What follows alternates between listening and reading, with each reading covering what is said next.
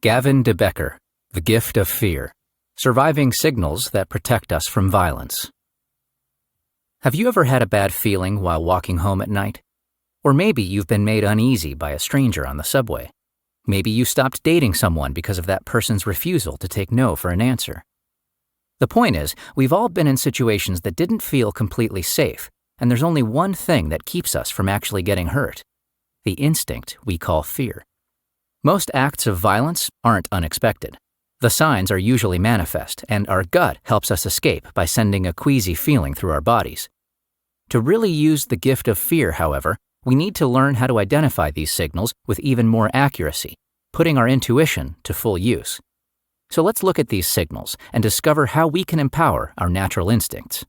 You'll find out that people offering help may be using a predatory technique, why victims of domestic violence stay in their relationship, and that identifying a jutting chin could help you escape violence. Your intuition is the best safeguard against danger. Have you ever woken up from a dream feeling like you've just had a premonition? Well, it's best not to ignore such feelings, since dreams are a vital part of human intuition.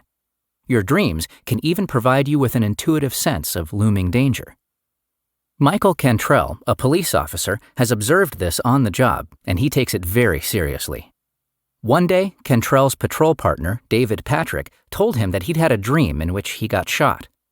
Cantrell advised Patrick to pay attention to this dream and consider it a warning of possible future danger. This was advice Patrick needed to take to heart.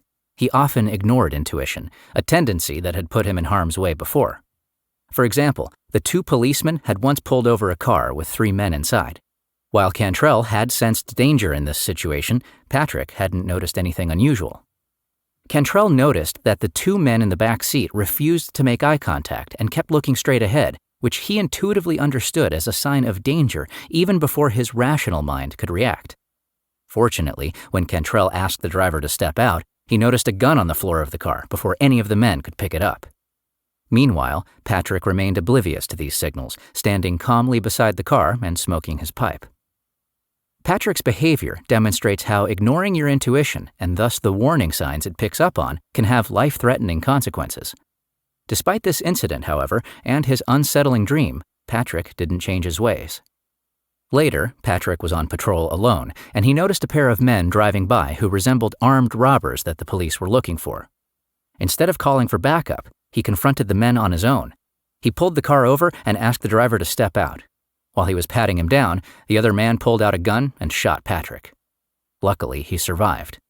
The whole incident may have been avoided, however, had he heeded his intuition. Don't be deceived by strangers who try to seduce you with charm and friendly behavior. Have you ever dropped your guard and placed trust in someone you thought was a friend, only to be double-crossed by that person later? Well, criminals use a similar tactic, befriending before betraying, as a means of getting what they're after. This common trick is called forced teaming. The criminal pretends to be a friend to the victim, a form of deception that can only be seen through with highly developed intuition. Such tactics are often very subtle. For example, one day a woman named Kelly was carrying a bag of groceries upstairs to her apartment when the bag ripped. She had bought a bunch of cat food, and the cans rolled down the stairs. A man in the flight of stairs below collected the stray cans and offered to help bring them to her apartment. Intuitively, Kelly felt afraid and tried to decline his offer, but the man insisted, saying, "We have a cat to feed up there." At this point, Kelly should have gotten more suspicious. The stranger used the pronoun we, a technique criminals use to gain trust and build a false sense of common purpose or togetherness. Despite the man's use of forced teaming, however, Kelly's first intuition was spot on. The stranger turned out to be a rapist and murderer, and Kelly just barely managed to get away. Another signal to look out for is a person's use of seductive charm.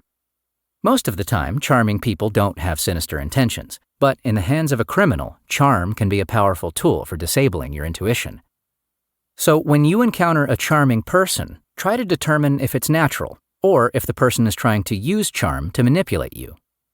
In Kelly's case, the man in her hallway appeared to be very friendly and courteous by offering to help carry her groceries, but her intuition told her that he was using charm to deflect her natural resistance and get into her apartment.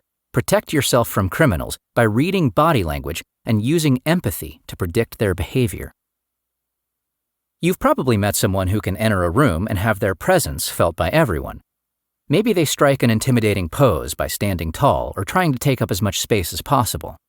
Whether they know it or not, these people use body language to give off signals, and it is something criminals do as well. Potentially violent people give universal signs that you can pick up on. Since most human body language is universal and performed on an unconscious level, such behavior is pretty easy to recognize. And so by consciously keeping an eye out for signs of aggression, you can prevent yourself from being caught off guard. One of the most common signs of aggression is a jutting chin. Men tend to have larger chins, and they are also the main perpetrators of violent crimes. Flaring nostrils are another sign indicative of imminent violence. Also, look out for people who have staring, unblinking eyes. This is another universal sign, a common prelude to a violent outburst. It also helps to be empathetic, since being in tune with people's emotions allows you to assess the risk of being attacked. If you're worried about someone turning violent, a good way to figure out the likelihood is to put yourself in their shoes. For example, let's say you recently fired an employee and he's starting to send you threatening emails.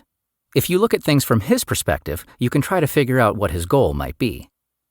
If he wants his job back, he probably won't become violent, since that would ruin his chances. On the other hand, if he's given up all hope and only wants revenge, there may be cause for concern. Now that you know how to read some common danger signals, let's explore the signals you're giving off. Avoid becoming a victim by recognizing a false threat and refusing to empower the perpetrator. If you were ever bullied as a child and sought advice on how to make it stop, you may have been told to stand up to the bully and show resistance. It's tough advice, but it actually is one of the best solutions. Bullies and aggressively violent people feed on the fear of their victims. We can also see this in cases of bomb threats. When a business or government agency receives a threatening phone call telling them a bomb is set to explode on their property, there's a tendency to respond with panic by quickly evacuating the premises. But this fear-based reaction is often exactly what the caller was looking for. By reacting to a threat with blind fear, we give criminals the power to create chaos by making a simple phone call. Therefore, it's crucial to know when the threat is empty and to be able to call a bluff. Luckily, there are signs we can read in order to distinguish real threats from fake ones. For example, if a person calls in a bomb threat by using an aggressively mean voice, this is a sign that the main purpose is to create fear and anxiety in the listener rather than to warn them of a serious threat. Likewise, if the caller shows signs of being overly emotional or yells and uses violent imagery, this might simply be an outlet for pent-up anger. Real threats, on the other hand, come from criminals who are rarely dramatic. These people are patient and able to bide their time. Otherwise, they would never have been able to plan something as delicate as a bomb attack. So when someone overexcited calls in a bomb threat, don't panic. After all, if doing actual harm was the main goal, a call probably wouldn't be made in the first place. Understanding signals is critical to identifying what is dangerous and what is not. As the saying goes, things are not always as they seem. Take stalking, for example. Sometimes stalkers are dangerous. Other times, they're just harmless weirdos. For instance, in 1980, John Searing, a middle-aged man who sold art supplies, sent the host of The Tonight Show, Johnny Carson, a letter asking if he could introduce him on air using the announcer's famous catchphrase, "Here's Johnny." When his first letter only earned him an autographed photo, Searing wrote again, and again, and again, eventually sending off 800 letters. But none of these letters ever contained a threatening remark, and the tone never changed. He just kept on asking.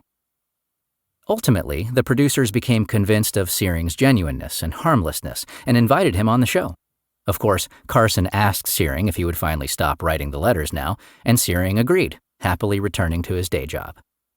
But every case isn't as clear-cut as this, and real signs of potential danger can't be ignored. A tragic example can be seen in school shootings, such as the one at Bard College at Simon's Rock in 1992, which could have been prevented had troubling signs been properly handled. The first sign was when a suspicious package for student Wayne Lowe was delivered to the school. The receptionist was cautious when she noticed the words "Classic Arms" on it, but the school's dean decided not to open the package and risk violating student privacy. Instead, he sent dormitory supervisor Trinka Robinson to talk with Wayne.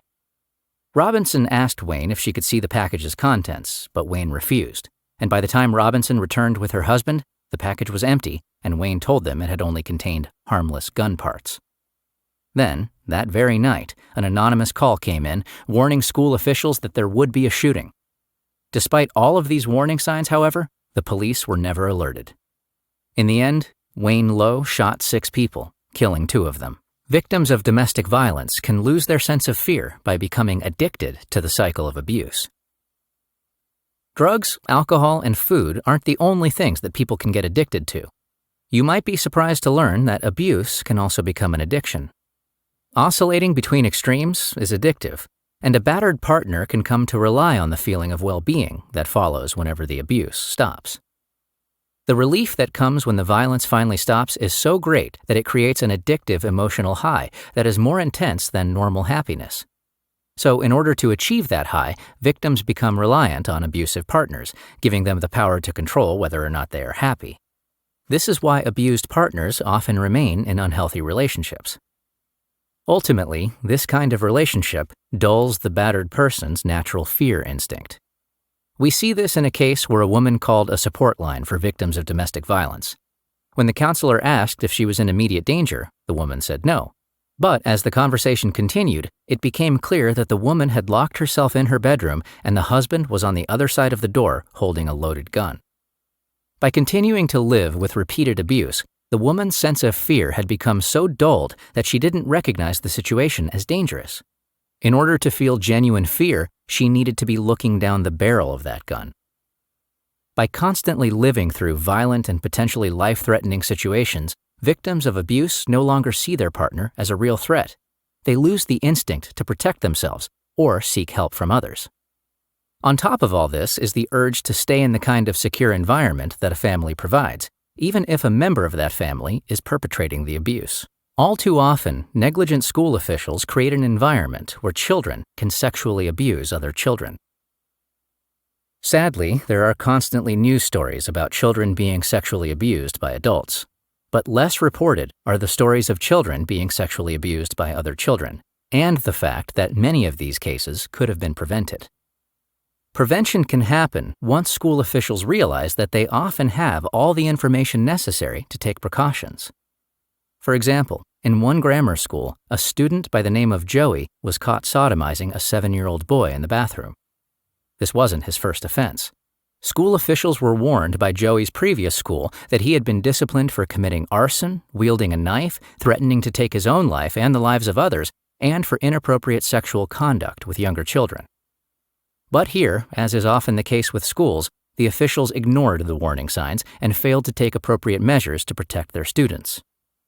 Even after the incident with the 7-year-old student, the school's principal failed to inform teachers or custodians about what Joey had done.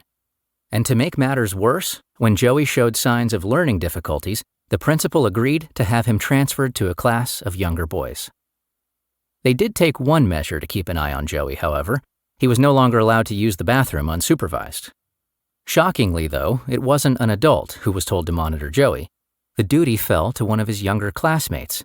And sure enough, 1 month later, Joey raped another younger classmate in the same bathroom. Incidentally, even if a school is well monitored by guards, having them around doesn't necessarily lead to safety. It can actually make everyone feel that the problem of violence in the school has been addressed and that there's no need to remain vigilant. And if the school officials fail to inform the guards about potentially dangerous students, they can be of little help in preventing violence and abuse. The key message in this book is that violence can be avoided. Every human being has a unique mechanism designed to warn them of impending danger and allow them to get to safety. That mechanism is called fear, and it is a gift. In order to stay safe, learn to listen to your fear and intuition without hesitation.